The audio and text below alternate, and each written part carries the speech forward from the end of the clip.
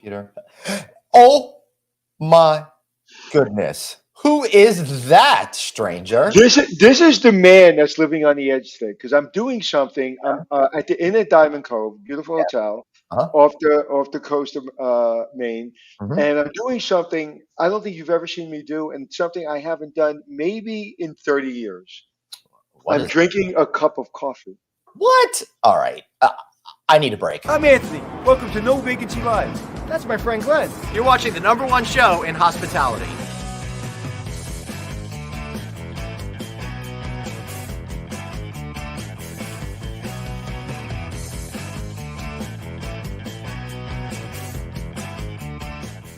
Hey everybody, welcome to the one and only No Vacancy Live. It's like a family reunion today.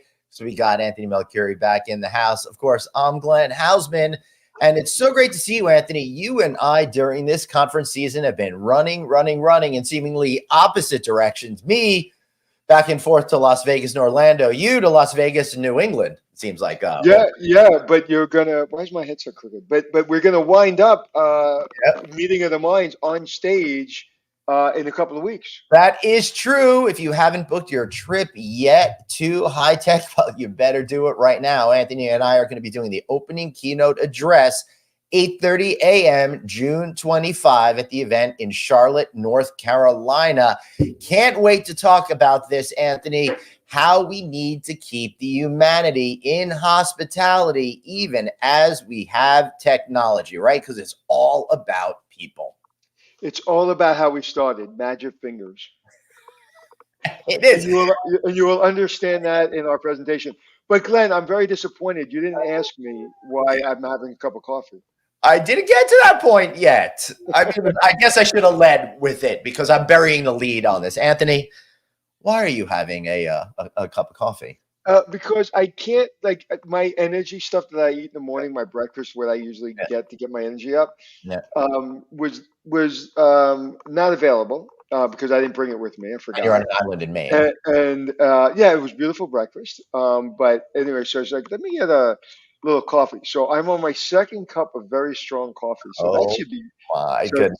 I should warn everybody around me in about 10 Yes. minutes. All I right. literally, I literally have not had a cup of coffee. I don't think I've ever had a full cup of coffee in my life. This is my second full cup of coffee this morning. Wow. I've only had two this morning myself, which I try to limit myself to because that French press could be really strong.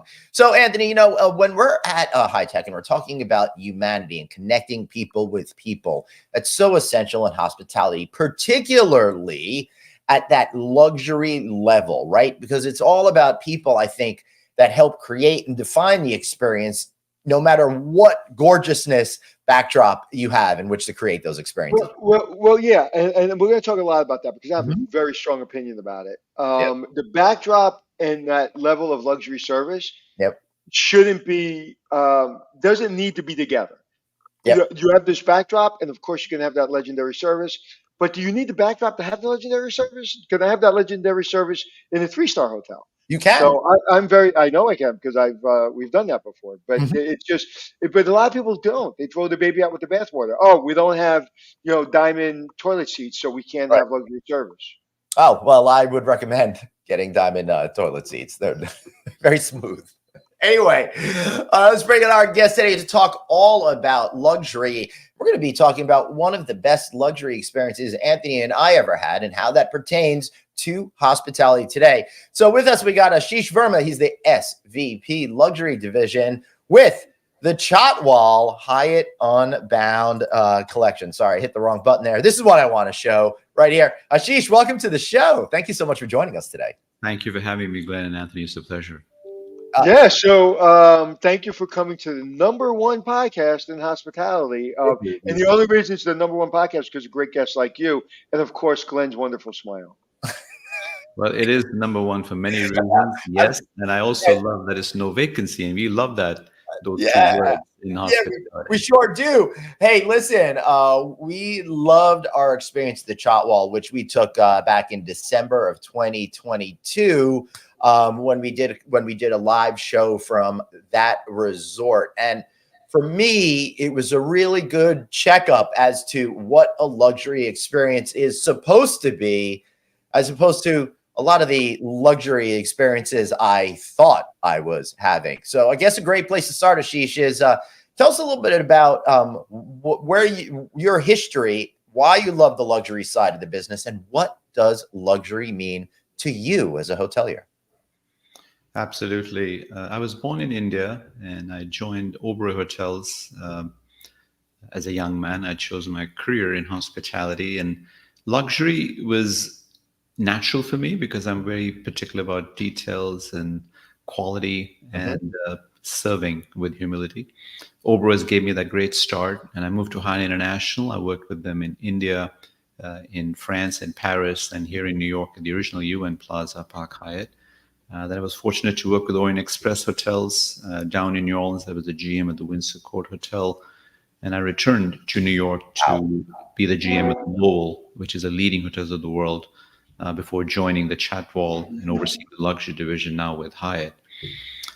So it's a mix between my experiences and background and my personality, very committed to excellence and to serve with humility at the highest level, which luxury is very natural to me, I'd say. Yeah. What would you say is the number one thing to serve at that level of service? If I'm a general manager and I'm coming in, and I've been a general manager for a long time, and I come into a hotel, what would you say is the number one thing to set the standard for luxury service? Extremely guest-centric, almost obsessively guest-centric. Really analyzing and understanding the purpose, who is coming and staying with you, and being very individualized, being very personalized. There's no generic one-size-fits-all in luxury. I believe that how I look after Anthony, how I look after Glenn or Mr.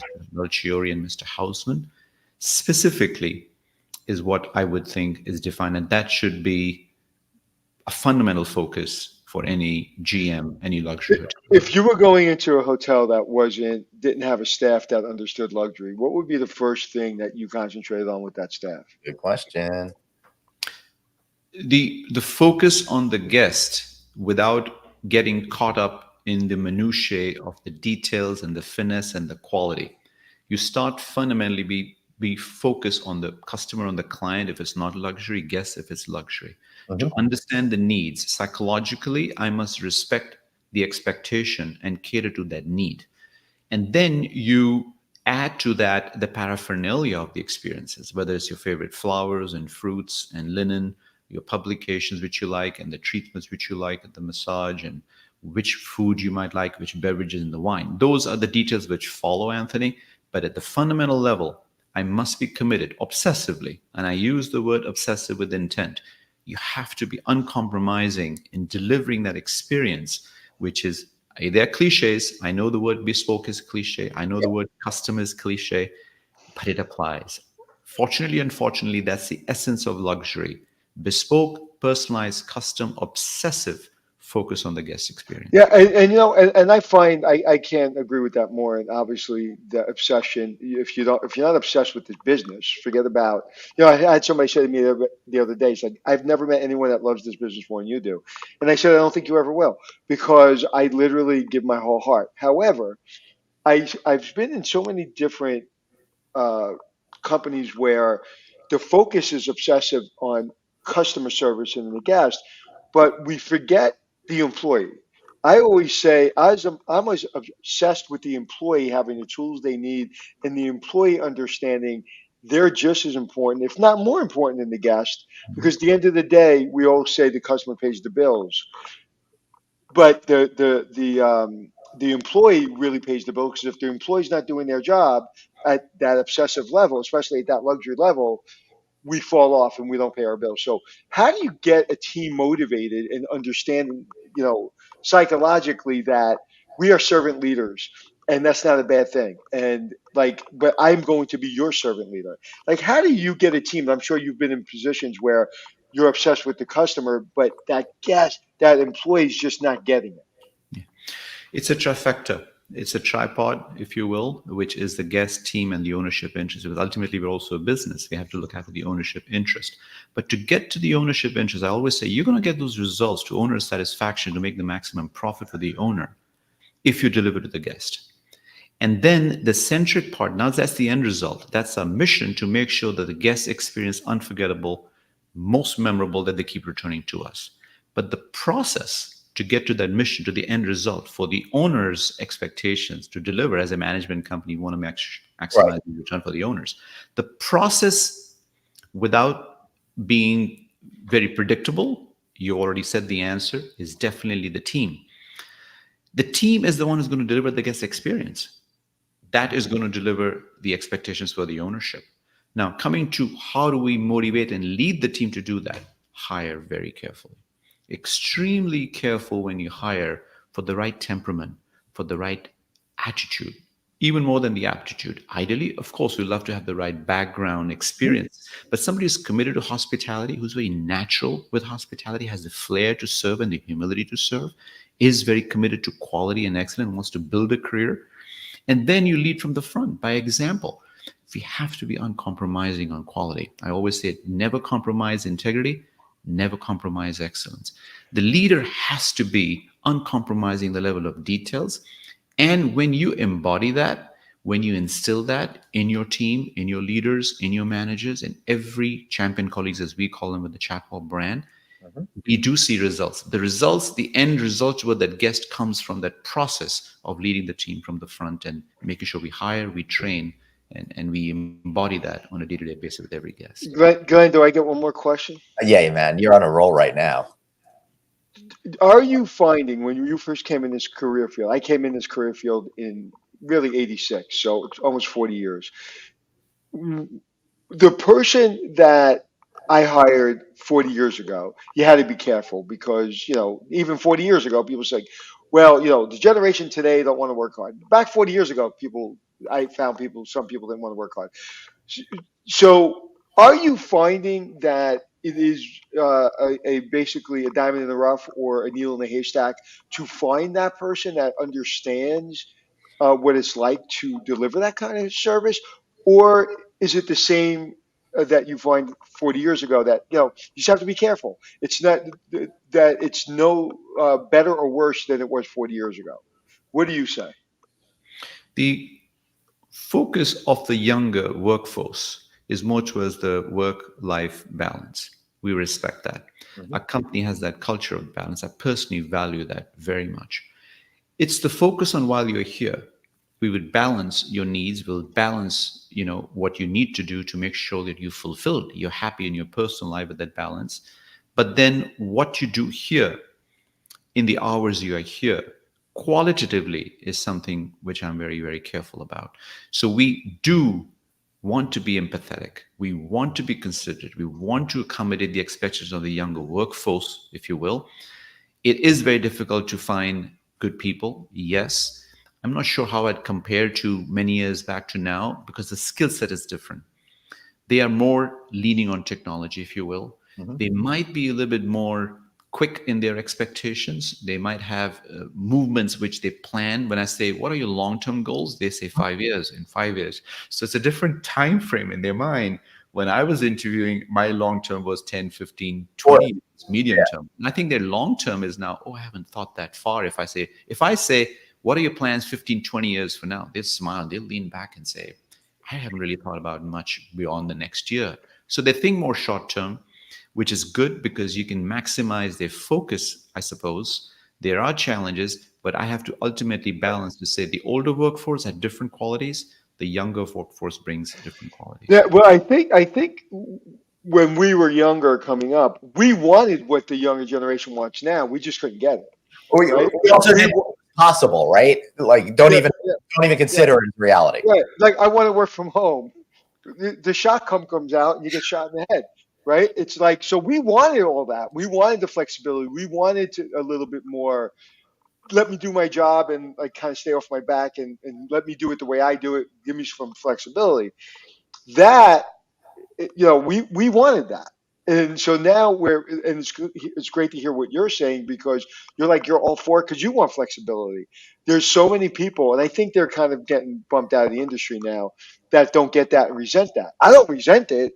I'm glad you got it, because I've wanted it for all these years, and I don't want my kids to grow because they're in their 20s. I don't want them to get into a culture that I dealt with where I was always in fear for my job. I was always in fear Mhm. that if the New York Times didn't have a classified ad on Sunday for the job I wanted, I couldn't get a job.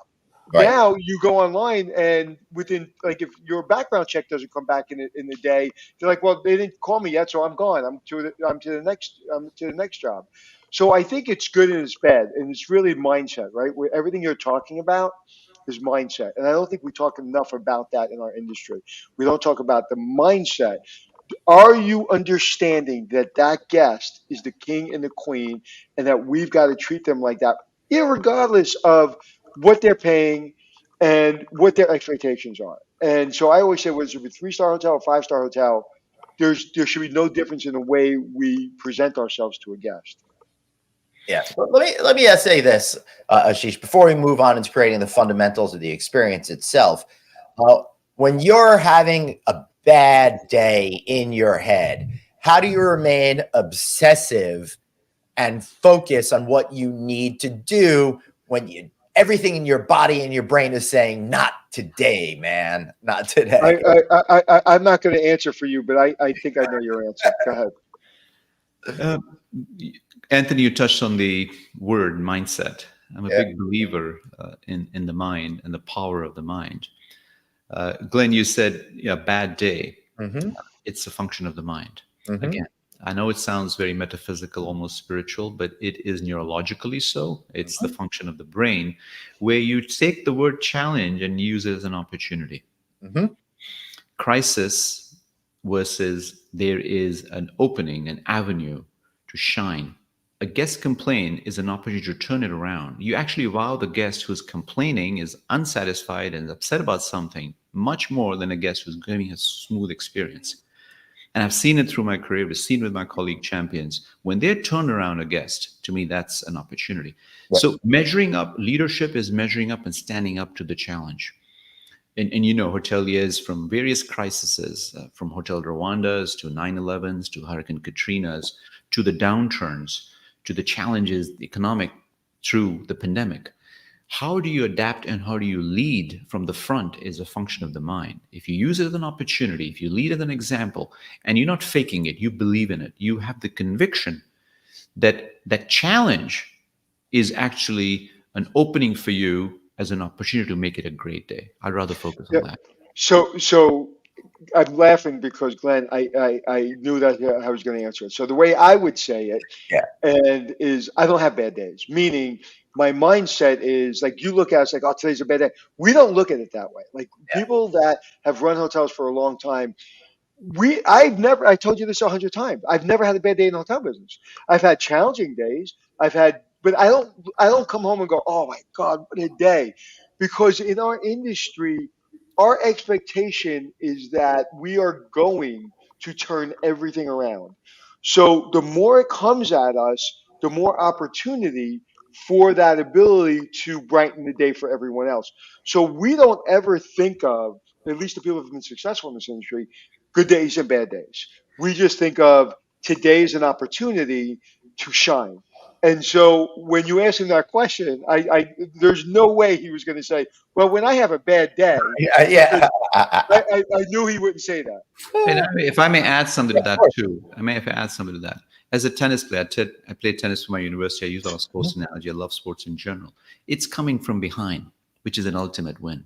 In soccer, when you're down 2 goals and you can score the third goal in the final minutes, in a basketball game, right? Yep. It's you might have an opportunity, you might have the challenge, you might have a start, you might have some reasons for you to really focus. But if you go through the process believing and convicting that you're going towards the win, and if you do win, sometimes you don't, obviously. So when Djokovic is shaking hands with Federer at the net, he's won or lost. There's an analysis after, but he's put everything in the process. He's trying to turn the match around from 2 sets down to win the next 3 to win. Mm-hmm. That's what leadership is, to come in from behind, overcoming that crisis, that challenge with the opportunity, the mindset that we're going to conquer this, we're going to go for the win, and we're going to ultimately prevail. Win or And when you lose, we'll learn in the process, but the focus is to come on the top. and that's a great way of putting it because it's not about I'm not a sore loser. If I lose not trying our best, I'm not a sore loser. I'm just like, okay, that's unacceptable. That's not going to happen, and ever again, and we're going to focus. Now we lose again. Okay, did we improve? Yes. Did we fix all the things that we were supposed to fix? Absolutely. Do we have the right mindset? Yes. Oh, we lost. Okay, congratulations. Let's move on. I don't waste I don't waste a second on worrying about the loss. I worry about why'd we lose. And if we did our best and everything we could, then the next day is going to be our day. And I think that most leaders and most people that are in this business at a high level understand it's in the preparation. It's not in fixing the problem after it happens. It's in preparing to make sure the problem doesn't happen. So the time we get to the problem and that we already prepared for, and we didn't see that one opportunity, we're not mad. We're just like, oh, there's nothing we could have done about that. Hmm. We prepared, and okay, now we know that can happen. So let's prepare better next time. And I think that that's the mindset, And if you don't have that mindset, this industry will kill you. That's Absolutely. it. Absolutely. You Hard plan, stop. you prepare, you execute, you evaluate. You go back to the plan and tweak it where you need to be. Is it the team? Is it the system? Is it the training? It's our product. What is it that went wrong? You analyze and you correct it. And be focused on the process. Be focused on what it takes to succeed. And rather than being committed all the way to the result, if you're committed to the process, the results will fall in place. Right. And today, what's happening in our industry, in a lot of industry, it's hard to find good people. We can't find the right people. People today don't want to work. The answer to that question, and to all those three questions or statements are yes. It's hard to find good people, but it was hard to find good people 40 years ago. Some people don't want to work. That's true. People didn't want to work 40 years ago. Some people. It's finding the needle in the haystack, and it's exhausting, and it's time consuming, and sometimes it's expensive. But what's more expensive is making a mistake and not putting in the effort, not putting in the resources, not putting in the time to find that needle in the haystack, because you have to find four people for that one person you found, and you rather find them and wait a little bit longer or a lot longer because you're going to get there anyway. You're just going to have to do a lot more terminating as opposed to really trying to hold off. And I've seen that right now. It's almost a rite of passage to say it's hard to find good people. It's like everybody says that. And I agree with that completely. And I'll add to that, if I may, is because a lot of people don't know what they want. They are confused with the idea of hospitality. They don't understand what it takes. People are coming into operations, not want to be in operations, not understanding what it takes to be in operations. You cannot be a chef not loving food. Right. You cannot be in housekeeping and not have commitment to the physical labor. You cannot be a bell person or a door person and not accustomed to carrying bags or opening the door and being out in the snow and the heat and being on your feet. So there are things which go as second nature. If you don't like to be with guests, you don't want to communicate with guests, you don't want to be in front of guests, you're not going to be a success in operations. Furthermore, you're going to frustrate yourselves and your environment around you. So I think there's a lot of confusion. People don't know what exactly they want, what is exactly they aspire for.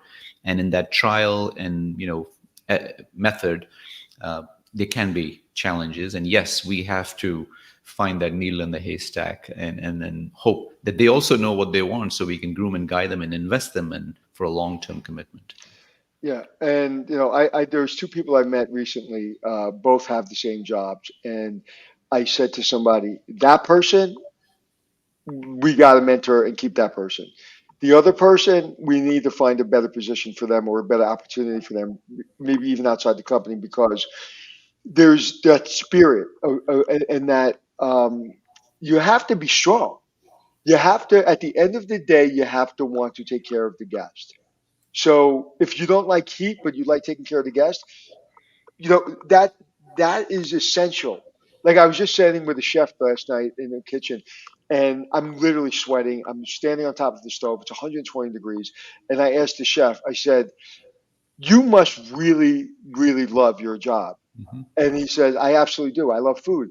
And I said, "Yeah, I get that, but you're doing it in 120-degree temperature." Like that's insane, and that's why I never understood chefs. It's like it's great to want to cook, and it's great to want to be a chef, and it's great to want to serve people, but you have to do it in an insane environment. And like to your point, if you don't love it, then, if you can't stand the heat, get out of the kitchen.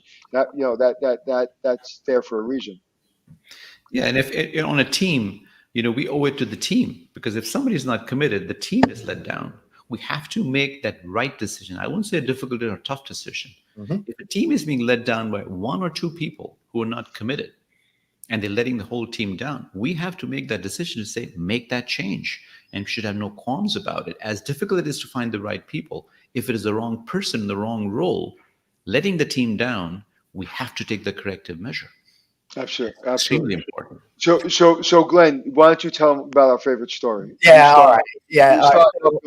Let me do a segue. So first of all, what I love about this particular episode is we didn't expect the conversation to go in this direction, Ashish, and that to us is always super exciting, because that's when we're learning and we're really getting into something interesting.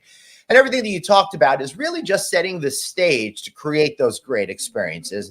And as beautiful and incredible as the Chatwal Lodge is on the lake with all the different cottages and the recently added tree houses and of that, but it really came down to, for us, the people that worked there, that created those moments for us. We came home after that episode, which was from December, that we ran on December 27th, 2022. Check out novacancynews.com, the Lodge of Lodges, where we talked to Nathan Goodman Jr. all about the property. But it was really about the people, Ashish, that got to know us, that understood our characteristics and our quirks, and then were able to connect with us on a human level to create unexpected experiences for us, because they got to know our personalities and who we were. And Anthony, I'll let you take it from there. All right. So I always say, when you're running a hotel like that, people that are coming bought it, sold it, invented it. You're not going to impress them with stuff. If the food quality is not great and the bedding is not great, that's just the price of doing business at that And level. it all was fantastic, but expected at this level. Right. But so my point being is, a lot of those people that come to your properties live that lifestyle.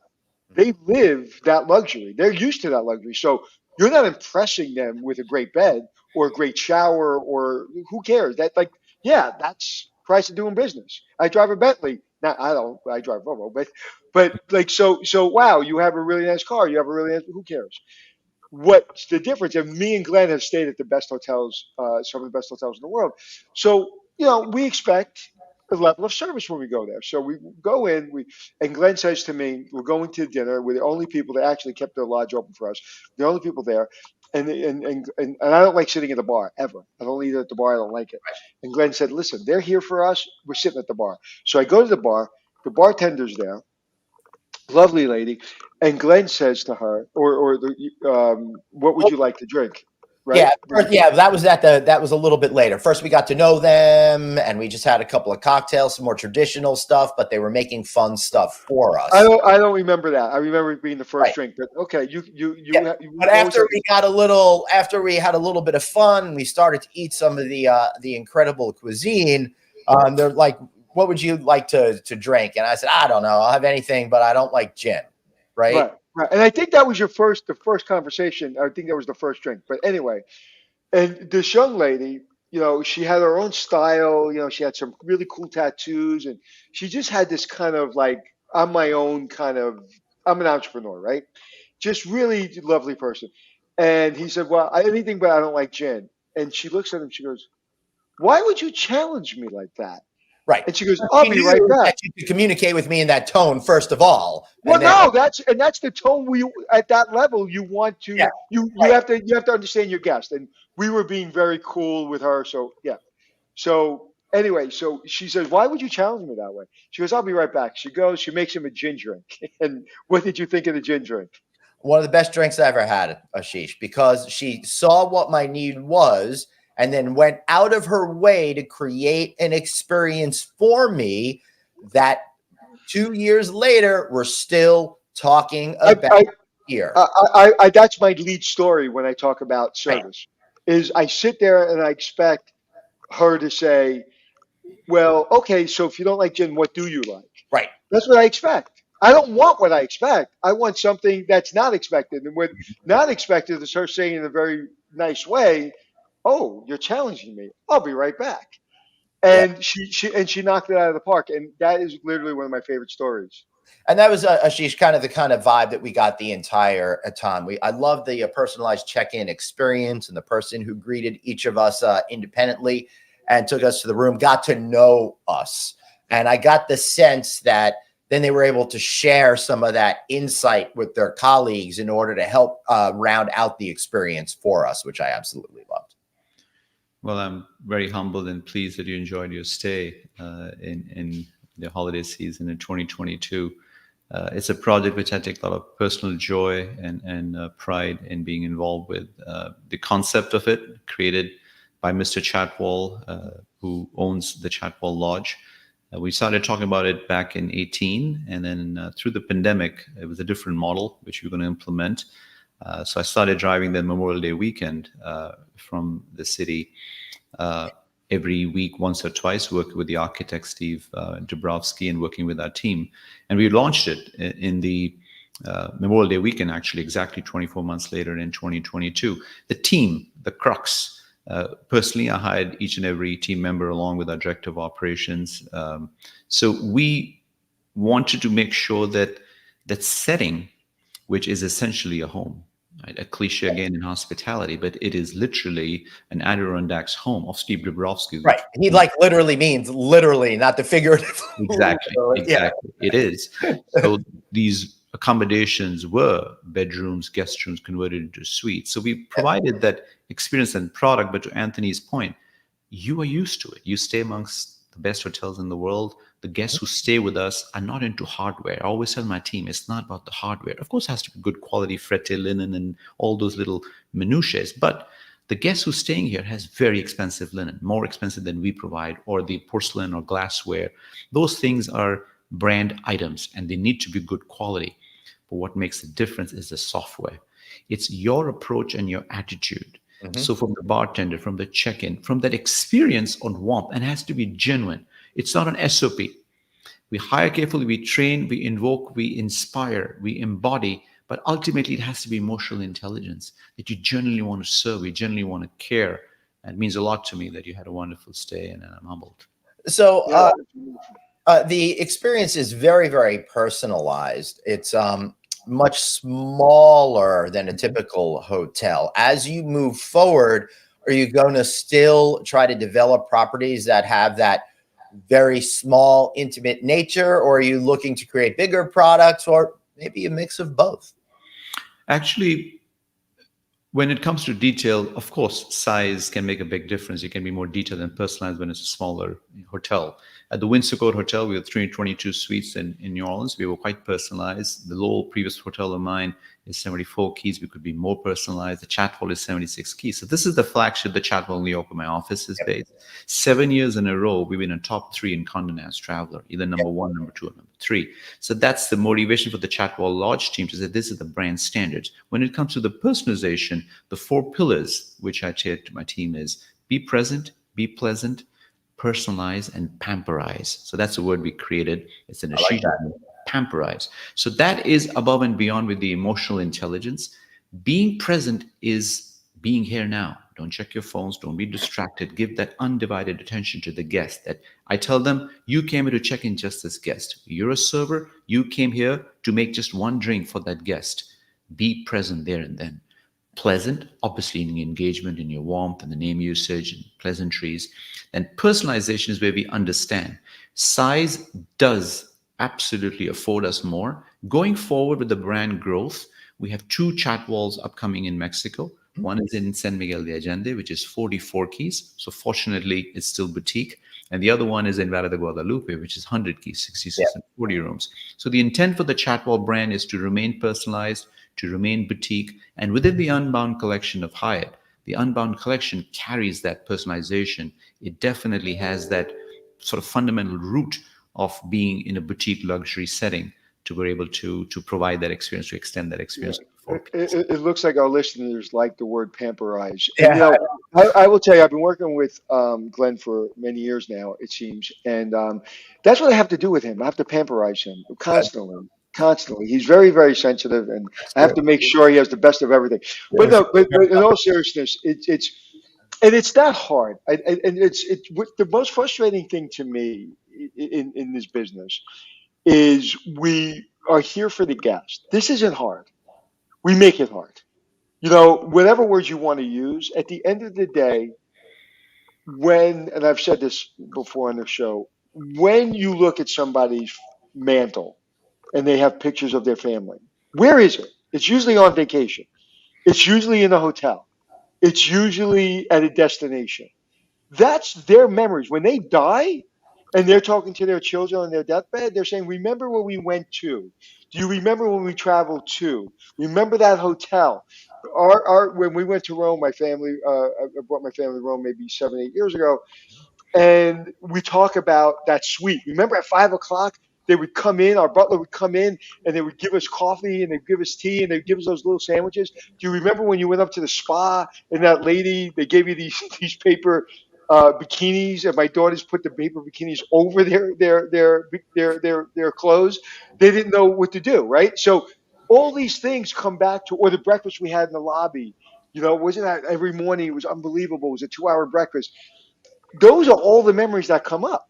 So at the end of the day, we want to make sure when that picture gets to the mantle, that's a fun memory, and that's it. That's the exact thing we're all working for.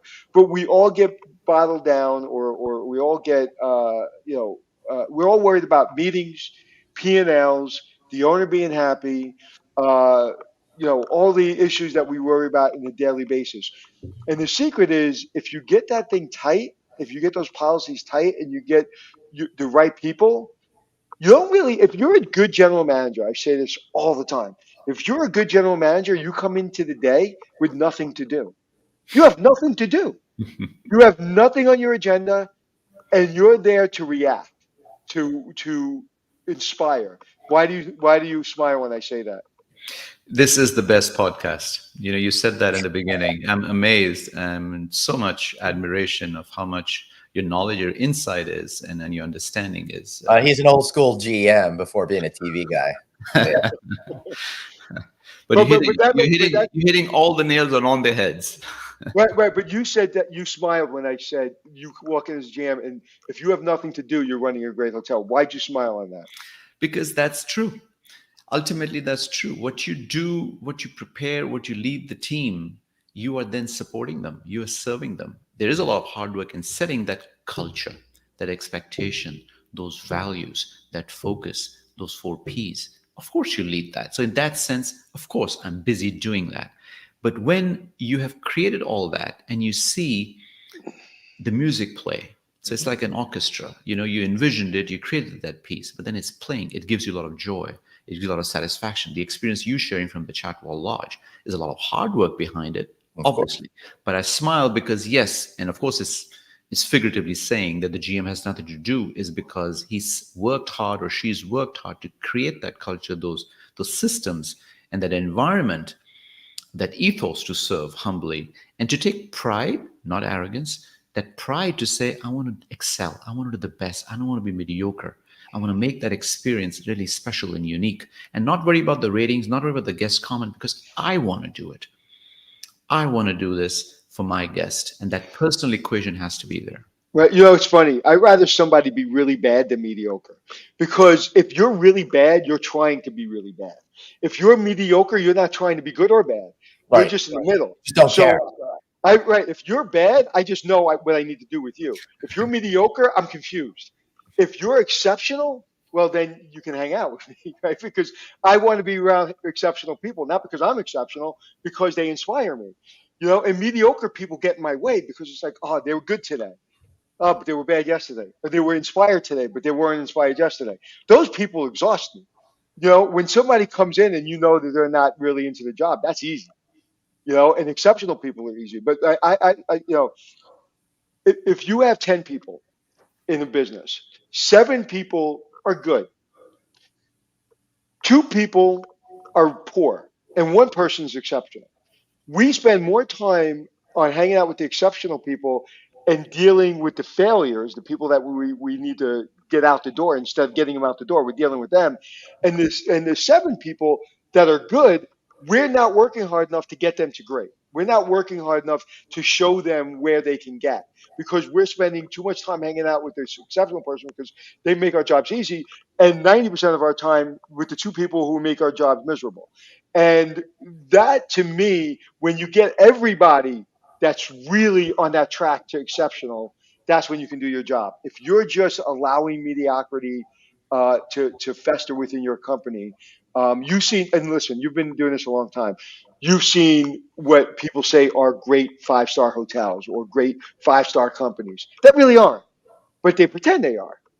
The people that are really at the level that you're at, and the company that you work with is at, they don't think about it. They aren't. People that are thinking about being great aren't great. Does that make sense? Absolutely.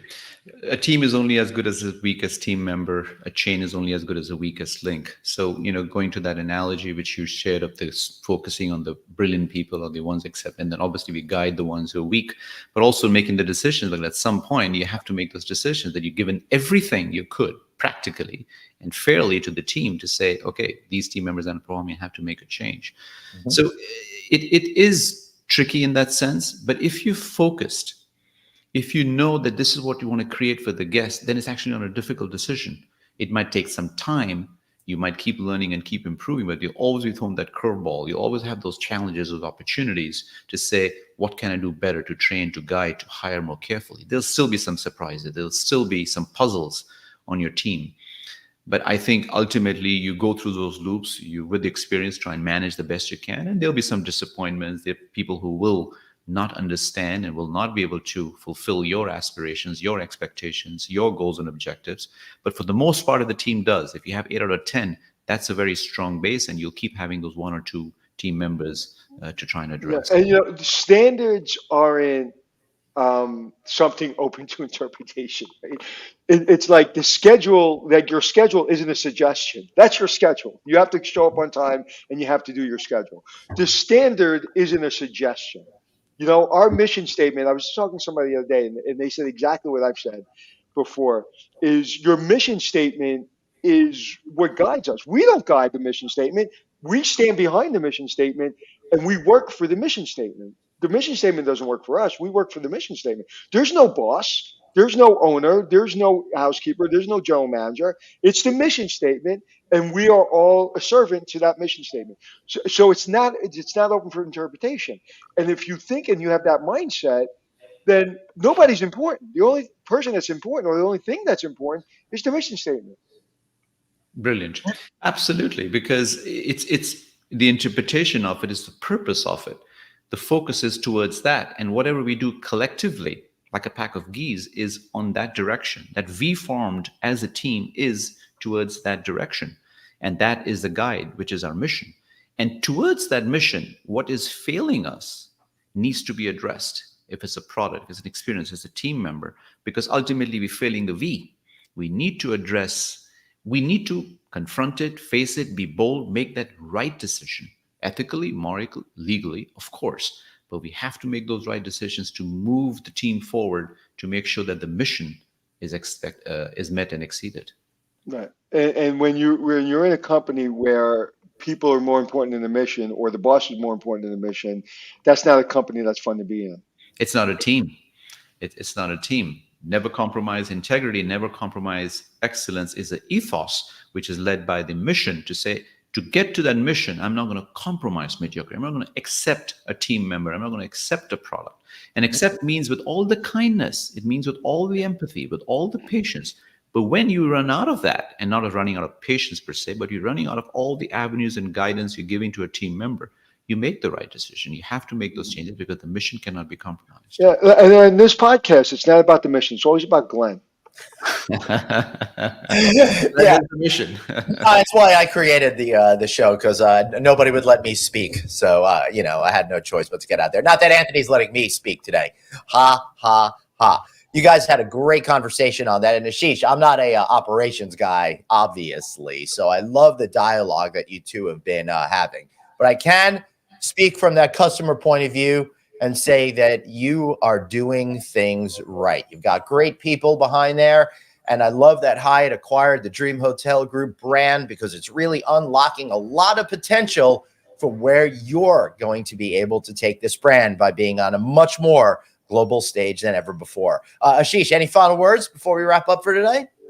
Well, I'm grateful for this time. And you said the company culture of Hyatt is centered around people. Fantastic. To bring the best out of our people.